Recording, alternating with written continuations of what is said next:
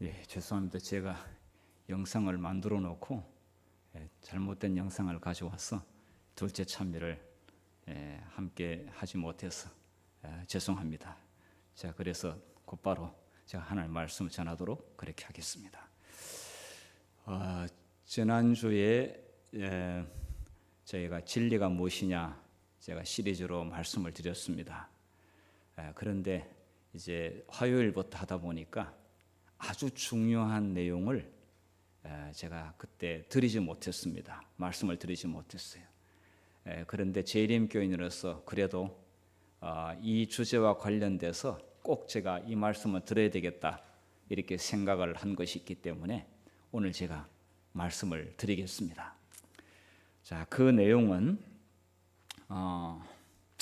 예수님과 빌라도의 이 대화는 참 유명한 대화고, 또 예수님께서 사형을 당하실 때에 빌라도의 판결에 의해서, 어쨌든 판사의 판결에 의해서 돌아가셨는데, 그 빌라도가 예수님을 데려다가 채찍질 했습니다. 매를 엄청나게 됐는데, 빌라도가 직접 한 게 아니라 로마 군인들이 판사의 명령에 의해서 사실은 선고를 하고 난 다음에 이루어져도 되는데, 지금 이 장면은 정말 십자가를 짊어지고 가는 그 과정 가운데서 엄청난 매를 맞습니다. 다 알다시피. 자, 그런데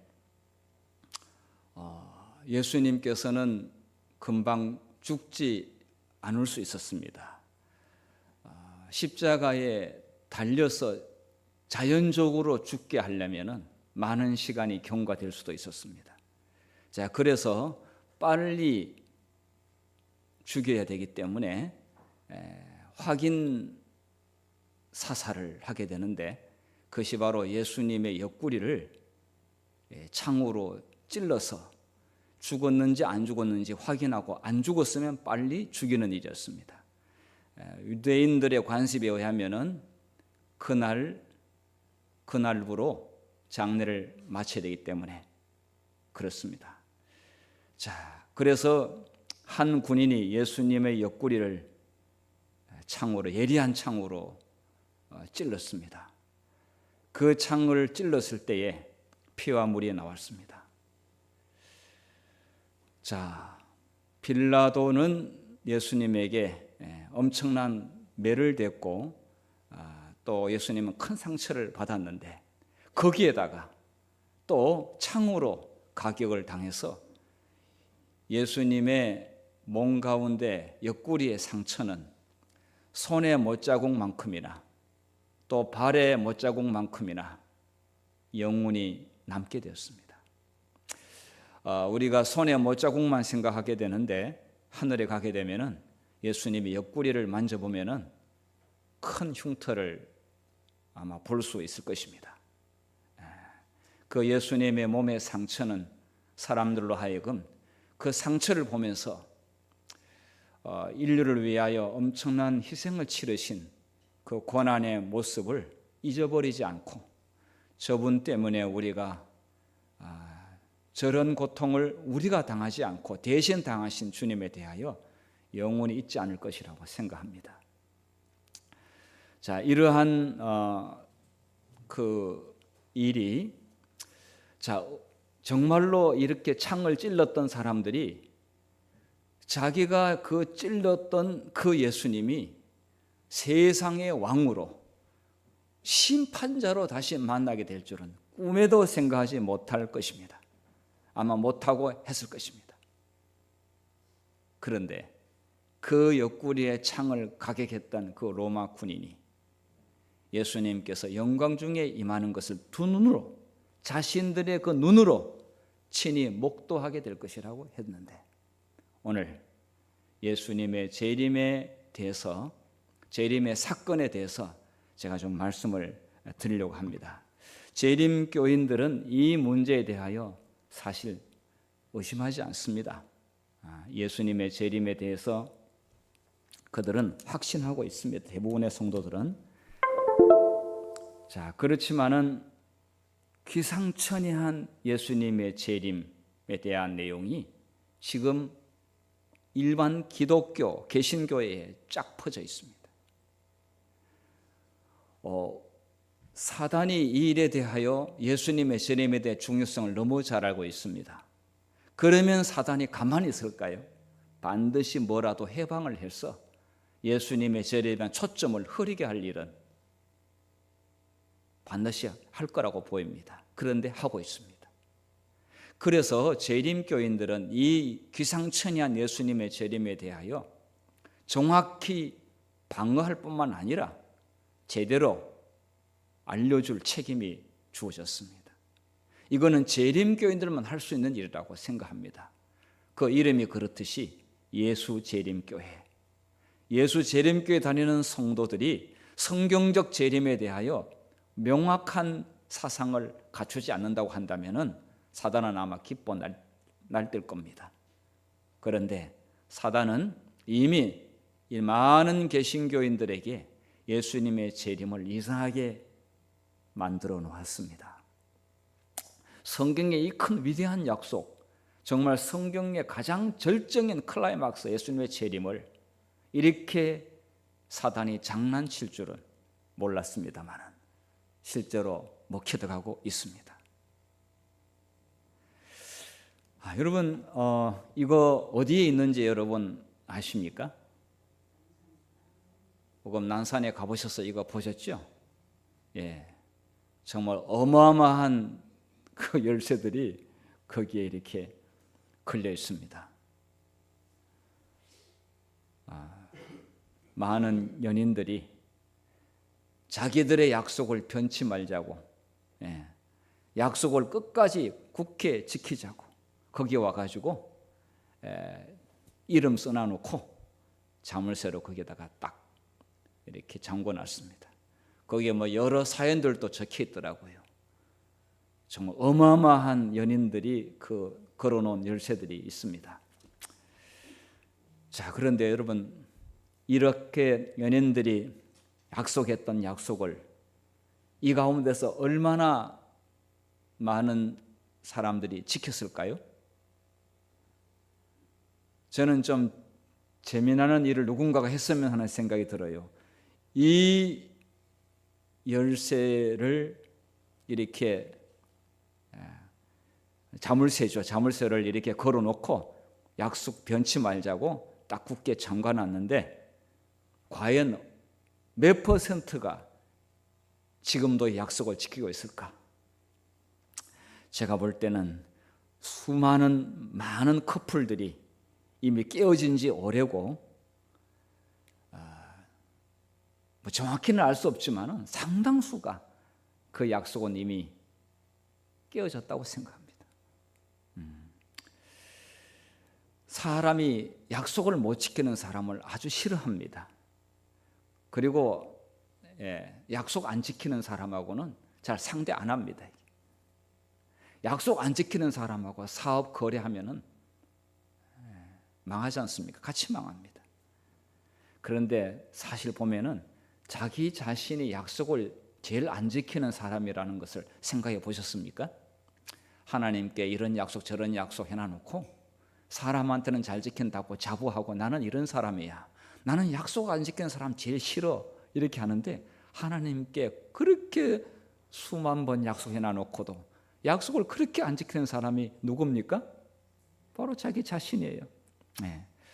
자, 그렇지만은 하나님께서 수많은 약속들을 성경에 기록해 놨는데, 그래서 성경은 구약과 신약으로 이렇게 기록이 되어 있는데 그 약속이 하나님께서는 한 번도 어긴 일이 없다는 사실을 한번 깊이 생각해 보셨습니까?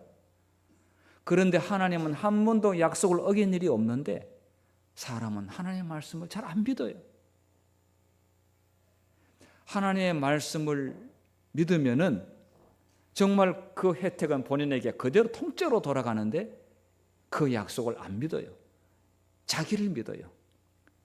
그리고 자기 마음대로 살지요. 자, 그런데 성경에 그렇게 중요한 약속이 우리가 다 알다시피 구약은 죄인을 구원하러 이 땅에 오신 예수님에 대해서, 그 다음에 신약은 의인을 데리러 이 땅에 다시 오신다. 그래서 구약은 초림에 대한 약속, 신약은 재림에 대한 약속이고, 신구약 전체 통틀어서 재림의 약속이 가장 절정이요. 모든 성경을 믿는 사람들은, 예수를 믿는 사람들은 예수님의 재림의 날을 고대하고 있습니다. 천지가 없어지기 전에는 율법 절대로 바꾸지 않는다고 했는데, 십계명만큼이나 더 중요한 것이 있다고 한다면은 재림에 대한 약속. 그래서 예수님께서 재림에 대한 약속에 대해서는 이 정도로 강조했습니다. 천지가 없어지겠으나 내 말은 없어지지 아니하리라. 이 우주가 다 없어져도 내가 사람들에게 한 재림, 다시 온다고 하는 약속은 결코 없어지지 아니한다. 자, 사람은 십계명을 지켜야 될 법이라고 생각하는데, 재림의 징조, 즉 재림이 일어나기 전에 재림의 징조를 보게 되면은 재림이 확실하다고 하는 것을 그렇게 여러 가지 방법을 일깨워 주지만은, 오늘날 많은 교인들이, 심지어 재림 교인들조차도 예수님의 재림에 대하여 무감각해지고 있습니다. 특별히 젊은 청년들은 아니 지금 직장 얻어야 되고 지금 살 집을 마련해야 되고 결혼도 해야 되고 하는데 재림이라고 하는 이 문제가 실제로 생활 가운데서 크게 와닿지 않을 수도 있습니다.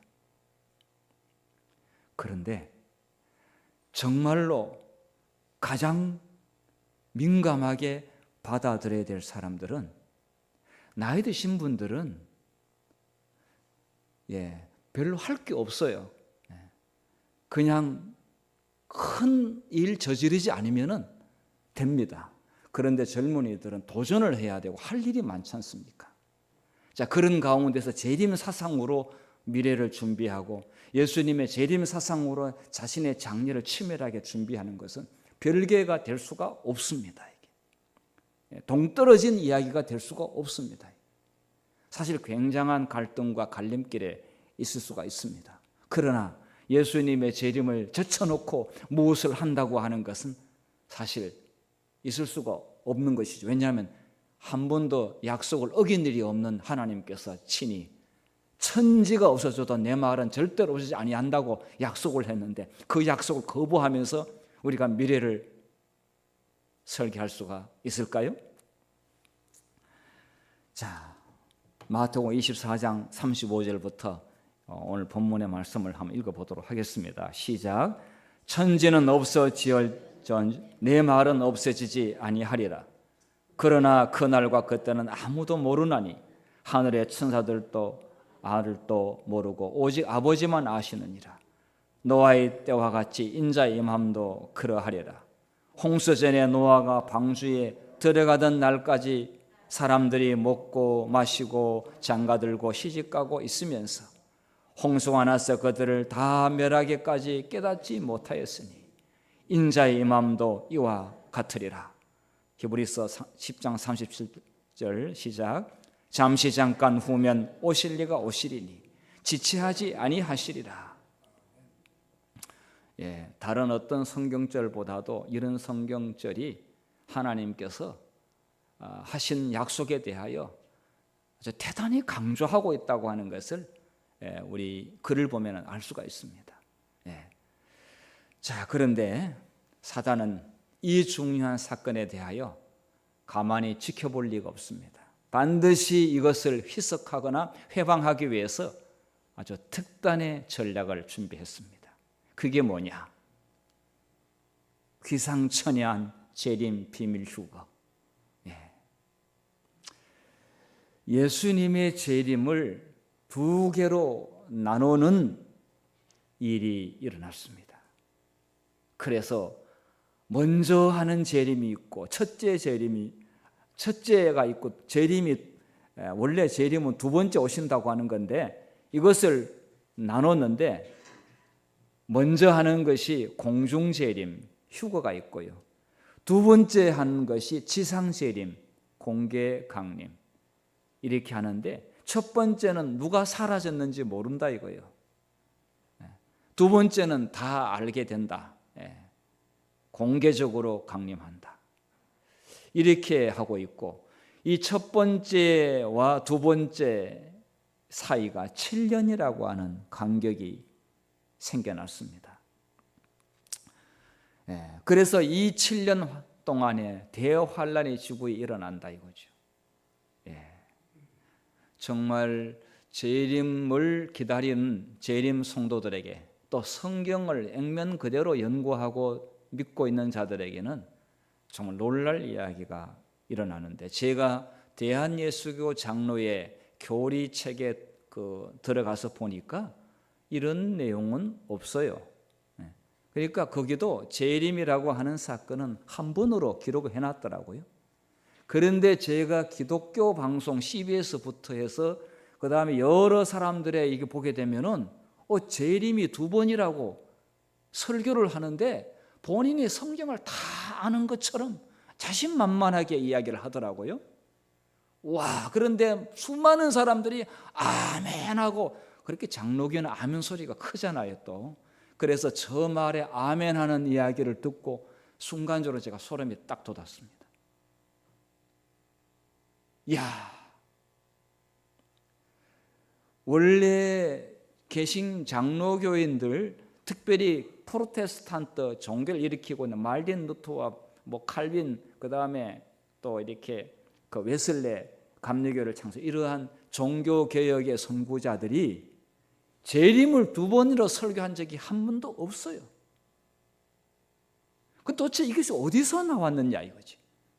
어떻게 성경에서 가장 중요한 사건이 두 조각을 딱 갈라버려서 재림이 이상한 사건으로 그리고 사람들의 관심에서 멀어지게 없다 소리는 못하고 관심에서 멀어지도록 그리고 아주 혼란스럽게 만들어버렸습니다. 이것은 가만히 있을 수가 없는 이야기고 재림교회에서 이런 이야기를 제대로 이야기하지 아니하면은 정말 하나님이 큰일 났어요. 근데 사단이 이것을 이렇게 했다고 저는 보여지는데 누구를 시켜서 일을 했는가? 도대체 이 소스가 어디서 어느 교회에서 누가 의해서 이것이 나왔는가? 이게 참 중요하다고 봅니다. 자, 그러면 먼저 그러면 자기네들도 이렇게 주장하는 사람들도 뭔가 성경을 가지고 이야기를 해요. 보면 그러니까 성경을 가지고 이야기하면서 틀리게 이야기를 하니까 문제가 되는 거죠. 성경에 없는 이야기 하게 되면 그들도 보지도 않습니다. 자, 데살로니가전서 4장 16절부터 있는 말씀을 가지고 이 사람들이 이걸 하는데 물론 몇 개 성경절을 편집 조작한 것이 분명한데 자, 제가 읽겠습니다. 주께서 호령과 천사장의 소리와 하나님의 나팔로 친히 하늘로 쫓아 강림하시리니. 자, 천사와 함께 예수님이 이제 강림합니다. 그리스도 안에서 죽은 자들이 먼저 일어나고, 자, 이 하나님 잘 믿다가 죽은 의인들이 무덤에서 일어나야 됩니다. 그 후에, 자, 그 후에라고 하는 말을 가지고 7년을 동안 딱 나눠버렸어요. 그 후에. 근데 이 구해라 하는 말이 긴 기간이 절대 아닙니다. 이게. 요거는 그 앞에 나와 있는 죽은 의인들이 부활한 후에 그 말입니다. 그리고 영어로는 그냥 then, 그때에 바로 그 일이 바로 일어난 것과 동시 사건입니다. 우리 살아남은 자도 저희와 함께 구름 속으로 끌어올려. 자, 이 끌어올려 이거를 가지고 이 사람들은 휴거라고 그렇게 합니다. 이게 랩처, 사람이 이제 공중에서 낚아채 갔다는 그런 뜻인데 사실은 휴거라는 말은 성경에 없어요. 라틴어 성경에 나와 있긴 해요. 그런데 원래 히브리어나 헬라어, 신약은 헬라어죠. 지금 데살로니가전서 헬라어 성경에는 그런 의미가 아닙니다. 이게 끌어올려 공중에서 주를 영접하게 하시리니 그래하여 우리가 항상 주와 함께 있으리라. 천국에서 항상 우리 예수님과 함께 살게 될 것인데, 자, 이 사건이 일반적으로 동시 사건이고, 예수님 재림하게 될 때 죽은 의인들을 먼저 부활하고 살아있는 자와 함께 만나서, 예수님이 이 땅에 발을 딛지 않습니다. 공중에서 함께 만나서 함께 같이 갑니다. 그래서 우리 가족들 가운데서 예수를 신실히 믿다가 죽은 자들은 그때 우리가 함께 얼굴로 만나게 됩니다. 보게 됩니다. 살아있는 자가 먼저 발 빠르다고 그래가지고 천국에 먼저 도착하는 것도 아니고, 죽은 자들이 먼저 죽자마자 하늘에 가가지고 우리를 살아있는 자를 기다리는 것도 아닙니다. 그런데 이것을 둘로 나눴는데, 아무리 보더라도 자, 공중에서 끌어올려 이것은 휴거라고 한다면은 그거는 이 뒤에 나와야 되는데 이들은 이걸 앞에 나왔어요. 비밀 공중 재림이 이들은 먼저요.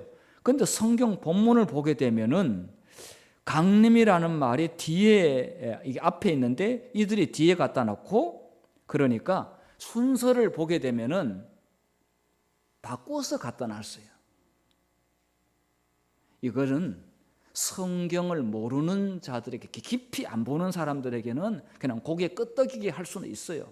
그러나 자세히 성경을 보거나 성경의 재림을 2번 있다고 하는 것은 있을 수 없다라고 보는 사람한테는 그냥 말도 안 되는 장난에 불과한 것인데, 이것이 누가 이런 장난을 했는가? 이것은 도저히 하나님이 용납할 수 없는, 예수님이 오시는데 한 번의 만남으로 지구를 끝내겠다고 했는데 이거를 둘로 나눠버리는 이러한 일을 한 자를 절대로 하나님은 가만둘 수가 없는데, 사단은 이 일을 하게 됐는데 누가 했는가? 자, 이 도표를 여러분 잘 보십시오.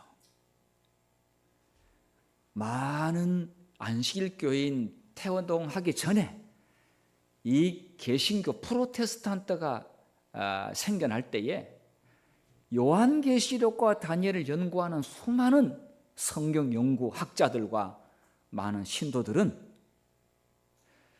중세 종교 암흑 시대를 실권을 장악하고 있는 이 장본인이 교황이라는 사실에 대하여 거의 의심의 여지 없이 그렇게 적그리스도라고 교황을 적그리스도로 간주했습니다. 거기에 맞는 1260년, 그러니까 538년부터 1798년 천하를 호령한 한 종교 국가이면서 이 나라인 이 장본인은 로만 캐톨릭 외에는 지구상에 존재하지가 않았어요. 그런데 그 한 행동이 보니까 성경에 나와 있는 작은 뿔, 여지없이 그 장본인인 거예요. 그러니까 로만 캐톨릭이 이제 종교개혁자들에 의해서 도전을 받게 되고 위협을 느낄 때에 집중포화를 맞게 되었어요. 저 666, 저 작은 뿔은 100% 교황이다. 십계명도 바꾸고 일요일 안식일을 토요일을 일일로 바꾸고 성경도 금소 목록으로 성경 보지 말라고 한 일이 교황의 그 교서에서 나오고, 그 다음에 연옥도 만들고 마리아 숭배도 만들고, 그렇게 해서 하나님 백성들을 1260년 동안에 핍박하고 괴롭히고, 그래서 집중포화를 맞다가 보니까 교황청에서 이게 비상이 걸렸어요. 큰일 났다 이거예요. 우리를 사단의 세력으로 보고 있으니까, 그래서 두 학자를 불렀습니다. 알카자라고 한 학자와 리베라라고 한 학자를 불렀습니다. 리베라, 너는 적그리스도가 저 미래에 예수님 오시기 전에 그때 있을 거다라고 그렇게 성경을 만들어 봐. 알카자에게는 이거 지금 중세의 우리 이 작은 뿔 이 세력이 교황이라고 이게 찍으니 이미 지나간 것이라고, 저기 과거에 있었던 어떤 세력이라고 이걸 만들어 봐. 명령을 하달했습니다. 역사주의적인 해석을 방법을 따르게 되면은 역사 가운데서 실존했었던 1260년 동안에 천하를 호령했던 이 막강한 세력, 이건 영락없이 작은 뿔은 교황이다. 이렇게 했는데 과거주의 해석 알카자는 이 적그리스도가 안티오코스 에피파네스다 이거야. 그러니까 신구약 중간사, 그러니까 말라기부터 마태복음 생기기 전까지, 이게 침례 요한이 등장하기 전까지 400년 동안에 이스라엘 성소를 짓밟고 괴롭힌 저 위에서 내려온 안티오코스 에피파네스가, 이 사람이 적그리스도, 이렇게 해석을 하는 주장을 했고, 그 다음에 리베라라고 하는 학자는 미래에 휴거가 있을 터인데, 그래서 그 재림을 두 개로 이렇게 나눠가지고 그 7년 가운데서 적그리스도가 나오는데, 그 적그리스도가 666이다. 그 작은 뿔이고, 그렇게 해서 돌려놓았어. 역사주의적인 해석 방법에 따라 자기가 지목되는 작은 뿔 666 적그리스도가 교황이라는 것에 대해서 역사에서 조용히 뒤로 퇴장을 하도록 이렇게 해석을 하게 되었는데, 놀랍게도 이러한 로만 캐톨릭이 해놓은 이 해석을 개신교회가 그대로 가져가게 되었습니다. 너무 이상하지 않아요? 예.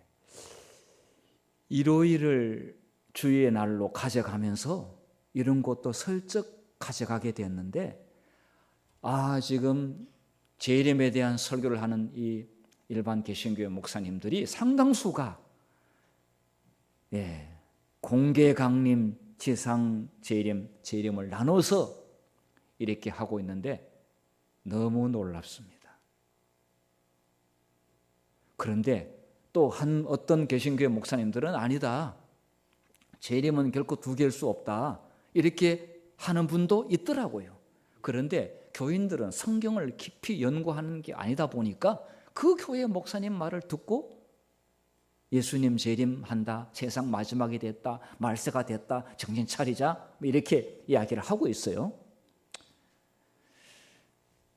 자, 여러분, 이 교황은 자기가 뒤로 물러가기 위해서 이렇게 성경을 조작해서 해석한 것이 분명한데도 불구하고 이 개신교가 이걸 따라하고 있다는 것이 참 너무 놀랍습니다.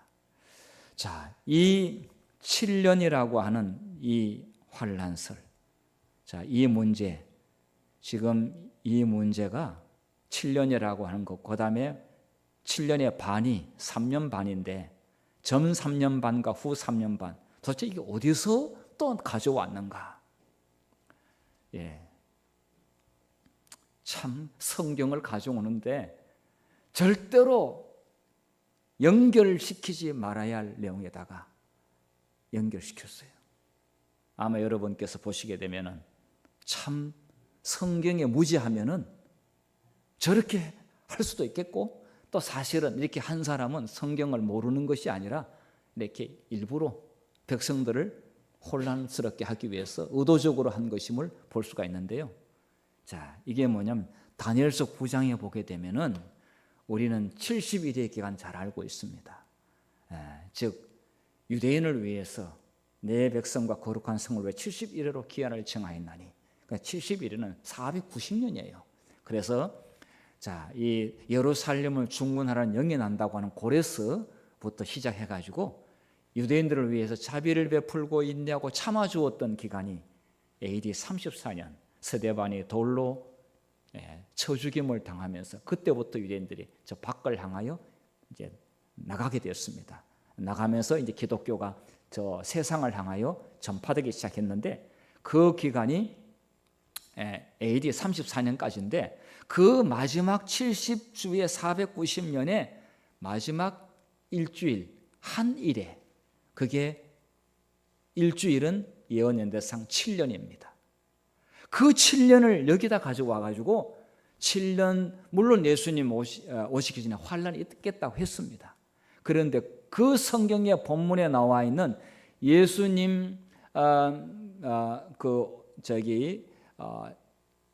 오셔서 유대인들을 위하여 자비를 베푸시고 하나님께서 그 백성을 위하여 그래도 유예 기간을 남은 7년을 주셨어요. 유대인들을 그래도 돌아오게 하기 위해서. 그런데 유대인들이 예수님 십자가에 못 박았잖아요. 그리고 예수님은 거절했잖아요. 그런데 그 호의마저도 유대인들은 거부해가지고, 그래서 그 민족적으로 이 유대인들은 정말 하나님으로부터 그때부터 버림받게 됐는데, 그 기간을 마지막 재림 사건, 이 비밀 휴거와 그 다음에 공중 재림 이 사이에 갖다 끼워 넣습니다. 원래 이 성경의 내용은 그게 아니고요.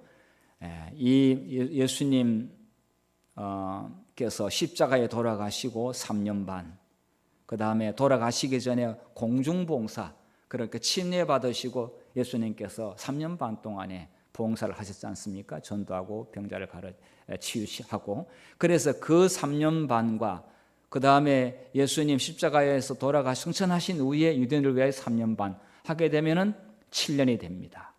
자, 그 7년의 중간에 성경에 보게 되면은 제사와 예물을 금지한다.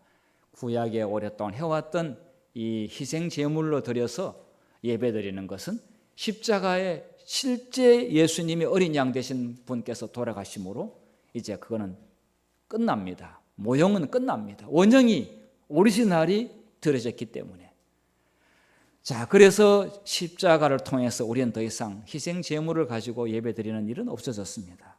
예수님을 믿음으로. 자, 그것이 바로 7년 가운데 중간에 31년 이루어졌는데, 이 내용을 가지고 이렇게 장난을 쳤습니다. 공중재림과 지상재림을 나누고 이 중간에 적그리스도가 출현할 것이니 이게 육병신력이다. 어디 교황 보고 육병신력으로 감히 그러느냐, 이렇게 이야기를 한 것이죠.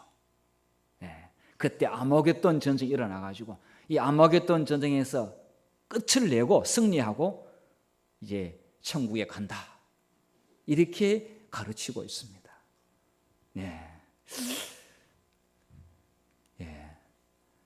전혀 갖다 붙이지 말아야 될 그런 것을 엉뚱한 데 갖다 붙여놔놓고 그렇게 해석을 해버립니다.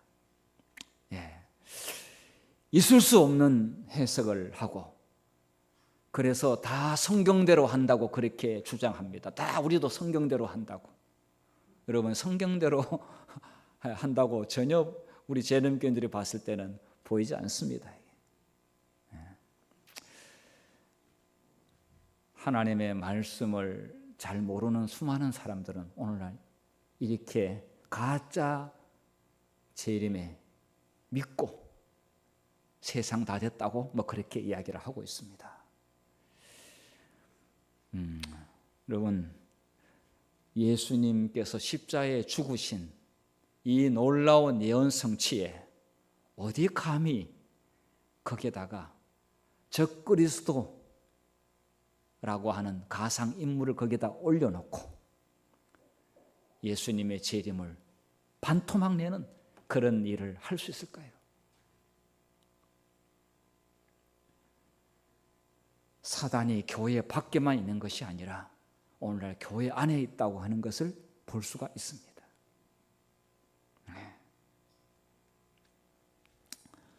자, 기상천외한 재림 비밀 휴거, 있을 수 없는 일이 벌어지고 있습니다. 자, 여기 보면은 데살로니가 후서 2장 8절에 이렇게 말씀해서 예수께서 그 입의 기운으로 저를 죽이시고 강림하여, 자, 이 강림이라는 말은 파루시아, 내려오신다는 것이죠. 나타나심으로 에피파네이아. 그런데 이 강림과 나타남을 7년으로 딱 간격을 만들어 버려 가지고 나눴습니다.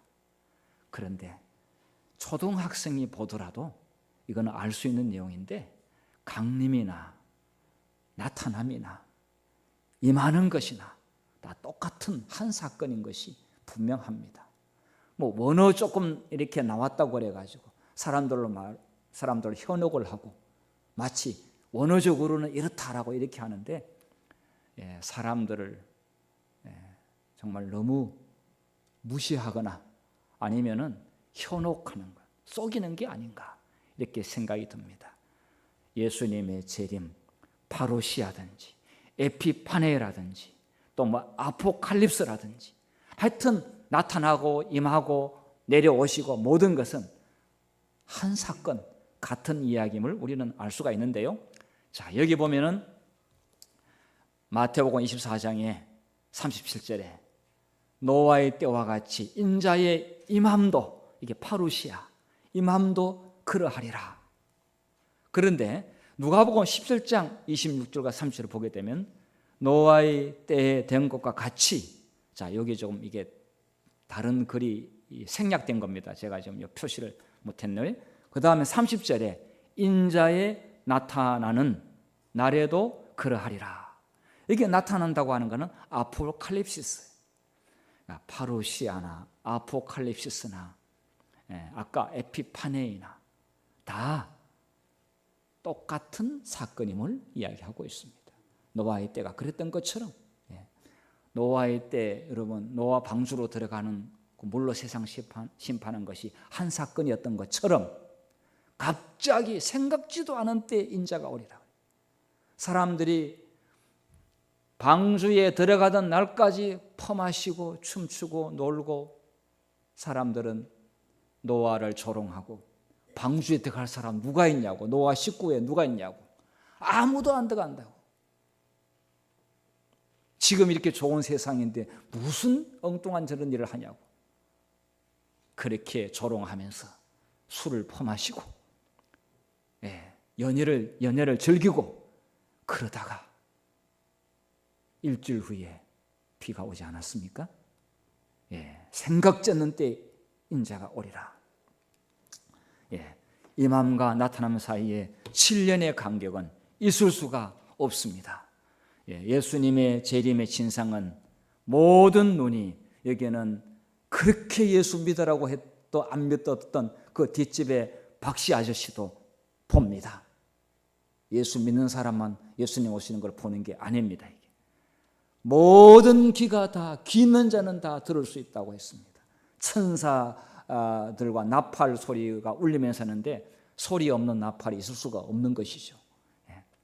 온 세상이 알 수 있게 오십니다. 그러니까 사람들은 그럽니다. 아니 지구 반대편은 어떻게 보이냐고 그렇게 이야기를 합니다. 자, 예수님의 재림은 입체적으로 임합니다. 지구를 덮을 만한 천사들과 함께 올 수 있습니다. 죽은 의인들이 부활합니다. 죽은 자가 깨어나지 않았는데 여호와 증인이 부활했다고 그러는데 죽은 의인들이 일어났냐고 물으면은 예수님 도둑같이 오신다고 그랬으니까 몰래 오신다고 한 말이 성경에 있지 않느냐. 우리는 성경대로 한다고 그러는데 도둑같이 몰래 아무도 모르게 살러 온다고 하는 것이 아니라 생각지 않는 사람에게는 갑작스럽게 온다는 말인데 그것도 초등학생만라도 다 알아들을 수 있는 것을 그렇게 왜곡시켜가지고 또 이야기하죠. 악인들은 멸망합니다. 63빌딩뿐만 아니라 150층 롯데 저 빌딩과 세상의 수많은 빌딩들이 이때 다 무너집니다. 천지가 진동합니다. 여기에 살아남을 수 있는 사람들은 예수 믿는 사람들 외에는 없습니다. 악인들은 다 멸망한다고 했습니다. 그리고 문자 그대로 이거 뭐 상징이다, 이거는 비유다 아닙니다. 예수님의 재림은 비유가 아닙니다. 그런데 지금 로마 가톨릭에서는 비유로 지금 이동하고 있습니다. 그래서 그걸 비유로 이동하려면 어떻게 해야 되느냐 하면 창세기 1장, 2장, 3장을 비유로 이야기합니다. 그러니까 진화론과 창조론을 섞어서 이야기합니다. 그래야만 요한계시록 21장, 20장과 21장, 22장 마지막 성경의 새 성경절을 비유로 만들기, 상징으로 만들기 위해서는 성경 제일 앞에 창세기 1장, 2장, 3장을 비유로 만들어 놔야 그렇게 하기 때문에 이미 그렇게 해놓고 있습니다. 천주교는 그렇게 가르치고 있어요 지금. 예, 이 모든 일은 동시에 일어날 사건입니다. 여러분, 예수님의 재림을 기다리고 있는 제7일 안식일 예수 재림교회 성도들이요, 우리는 예수님의 재림을 기다리는 가장 모델이 되어야 할 뿐만 아니라 우리의 삶도 그러하게 될 때 재림교인들 때문에 세상은 경고를 받게 된다고 했습니다.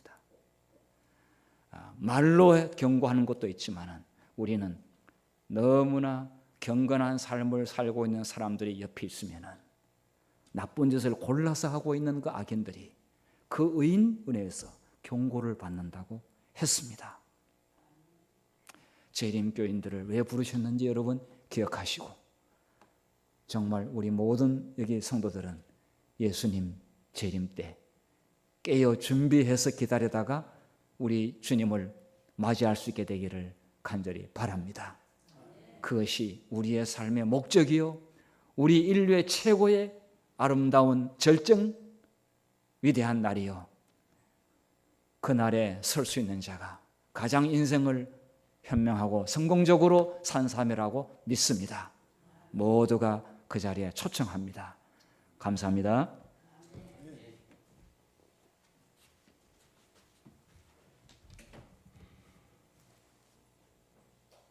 11조와 각종 헌물을 하나님께 드리는 시간입니다.